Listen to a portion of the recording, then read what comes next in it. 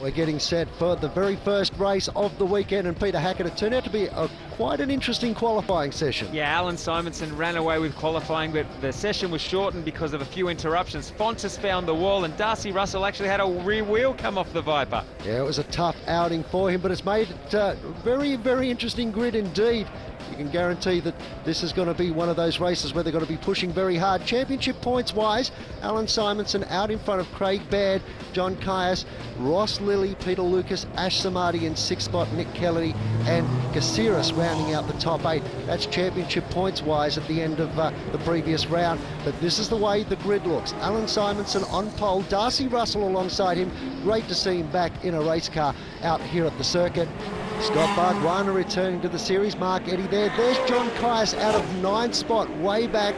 Peter Fontes out of 12th. Cook will start out of 14th. Dave Stevens, he's way back on the grid as well. They come up onto the start-finish straight. The safety car has pulled into pit lane. We're about to go racing in race 1 of the weekend. Who will it be down to turn 1? Simonson puts the power down. Darcy Russell gets a blinder of a start. He's going to lead them down into the first turn. What a great run by Darcy Russell. No! Simonson squeezes through, and John Chulin's around and into the wall as well. Always going to be difficult for Alan Simonson. The horsepower on the Viper was going to get through. We missed the action through turn 1, but Simonson somehow got to the front, and John Chulin in the wall, but has recovered. Caius going hard early on. He knows that on this opening lap is the best opportunity to make up positions, and there's plenty of positions to be made up. Look at this Bargwanna looking up the inside of Lilly. Oh, the giant killer, as I love to call it. The Lotus, not prepared to pay any credit to the bigger horsepower machines. Ferrari Viper, Ferrari Lambo, Lotus, all going hammer and tong around the streets of Clipsal. Here's the start. Simonson monstered the curb.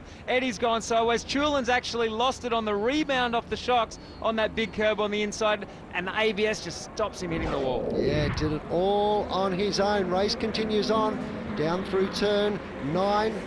Very difficult part of the circuit to get right. That's where you really find out how good your brakes are. Yeah, and the slow-mo shots there showed exactly how bumpy it is. We're used to seeing touring cars bouncing off the curbs, but these are European GT cars built for smooth circuits, and the curbs are definitely a place you want to stay away from. Lamborghini of Mark Eddy sits there in 3rd spot. Then we go back to Bargwanna. Ross Lilly still in check with this front-running battle, but Simonson, at the moment, he's got the upper hand. Can he pull away? And Bargwanna on an absolute charge. Have a look at the attitude of the car as he's under brakes on the big bumps there into turn 3. Mark Eddy having a go at Russell now. Bargwanna comes into the fight as well. He sneaks away and grabs 3rd. What a great result. The lightest car in the field going right round the outside of the Lamborghini. You won't see that too often, folks.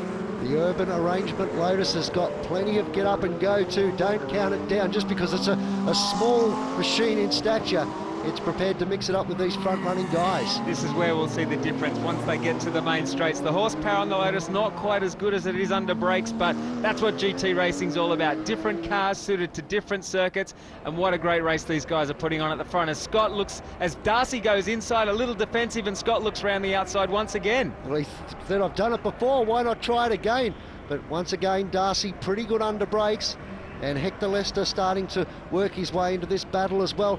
Great gaggle of Porsches all involved in a battle of their own further back in the field. This battle for 2nd place between Darcy Russell and Scott Bargwanna has given Alan Simonson a chance just to conserve his car a little bit. He's maintaining a good gap at the front, 2.5 or so, and that's giving him the pace that he needs. Onto the start-finish straight they come. While that battle's been going on, Simonson's just been able to pull out a little bit of a gap, pulled out extra half a second on that lap because of those two dicing for 2nd spot.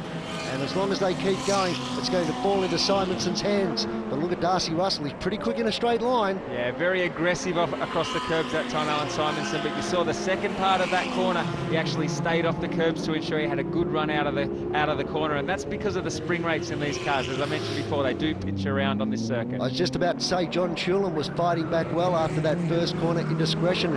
Just outbroke himself and run a little bit wide. John Caius is working his way forward just in front of John Chulin there on screen. And John Chulin will be bleeding inside that helmet. He knows he's backed the car into the wall. As he went down pit straight, it had been on the radio. Tell me what the back of the car's like. Is the wing still there? Obviously the team's given him the urge and he's still out there pounding away. Keep it going.